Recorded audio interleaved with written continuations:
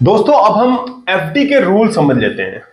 2025 में क्या एफडी के रूल एप्लीकेबल होने और बेस्ट प्रैक्टिस क्या करनी चाहिए। सीनियर सिटीजन हो या सीनियर सिटीजन नहीं हो, नॉर्मल रेगुलर हो, तब भी आपको क्या बेस्ट प्रैक्टिस फॉलो करनी चाहिए। क्योंकि यहां पर जो बदलाव आया है आफ्टर बजट 2025-26 के लिए, हम देखेंगे कि टैक्सेशन में क्या इसमें टीडीएस कटने वाला है। देखिए, समझिए ध्यान से।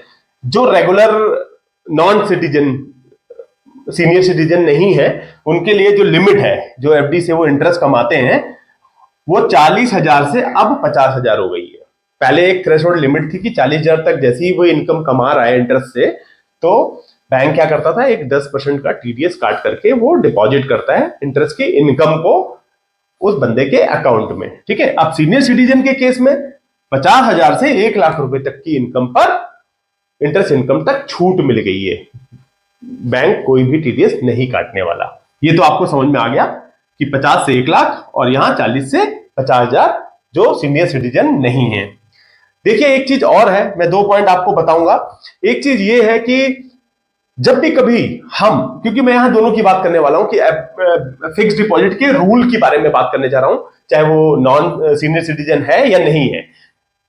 पहली चीज, अगर 10 लाख से ऊपर अगर आप कोई एफडी कराते हैं तो वो इनकम टैक्स में रिपोर्टेड की जाती है। जो अगर आप देखते हैं ना, आईएएस एक सिस्टम होता है जिसके अंदर आपकी इनकम स्टेटमेंट ऑटो फैच हो जाती है इनकम टैक्स डिपार्टमेंट के पास।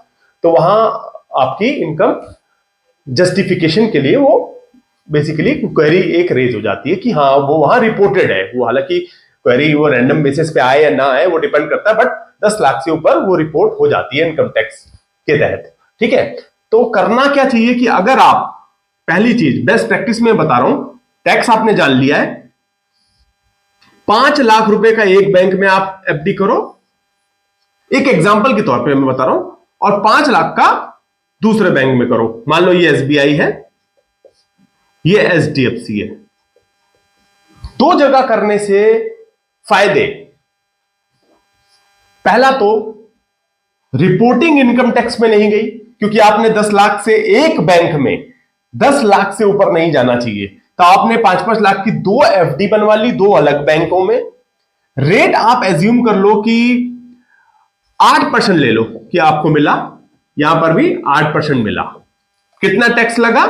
जो टीडीएस उन्होंने काटा, बैंक ने, एसबीआई ने इंटरेस्ट काटा, 40,000 इंटरेस्ट टीडीएस ऑन इंटरेस्ट। यहां कितना बन गया? 40,000। अगर आप ये देखेंगे जो टीडीएस आपका कटा दोनों जगह 40,000, पहली चीज वो आपकी इस कैटेगरी में फॉल हो गई।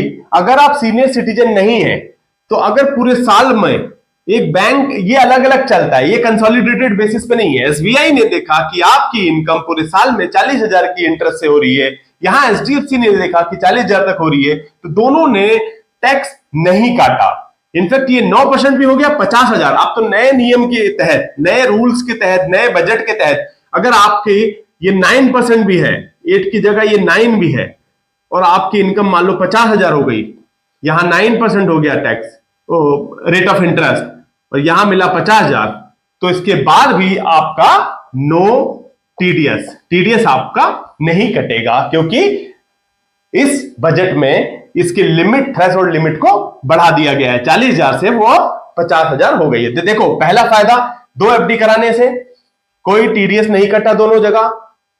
दूसरा फायदा सबसे बड़ा इंपॉर्टेंट है कि आपने अगर 5 लाख की एफडी एक जगह करी है तो ये इनकम टैक्स में रिपोर्टेड नहीं होगी। ठीक है। दूसरी चीज, 2 चीजें यहां आ गई। तो ये देखिए, पर बैंक होता है 5 लाख रुपए का। हां, सबसे इंपॉर्टेंट 5 लाख से कराने का तीसरा फायदा, देखो 2 फायदे मैं बता चुका हूं। एक तो रिपोर्टिंग नहीं, दूसरा, पहला टैक्स नहीं, दूसरा रिपोर्टिंग नहीं इनकम टैक्स में। तीसरा जो सबसे इंपॉर्टेंट है कि 5 लाख रुपए एक पर बैंक एक इंश्योरेंस करा के देता है अपने कस्टमर्स को, कि अगर वो पैसा डूब भी गया, मान लो बैंक बंद हो गया, कुछ प्रॉब्लम हो गई, बैंक नहीं चला, तो बेसिकली एक ऑटो इंश्योरेंस के थ्रू आपको वो 5 लाख रुपए आपको मिल जाएगा, जो कि इंश्योरेंस की 5 लाख रुपए पर बैंक की एक लिमिट होती है, 5 लाख रुपए वो इंश्योरेंस करा के देता है, जो आरबीआई कंट्रोल करता है। तो 5-5 लाख रुपए कराने से तीसरा फायदा कि आपका इंश्योर्ड अमाउंट अगर कुछ भी प्रॉब्लम हो जाती है तो आपको वो पैसा आपका सेफ है, दोनों जगह से आपको 5-5 लाख रुपए मिल जाएंगे। तो उम्मीद मैं ये करता हूं कि फिक्स डिपॉजिट के ये एफडी रूल्स, आपको टेक्निक्स अच्छे से समझ में आए होंगे। Thank you, thanks for watching.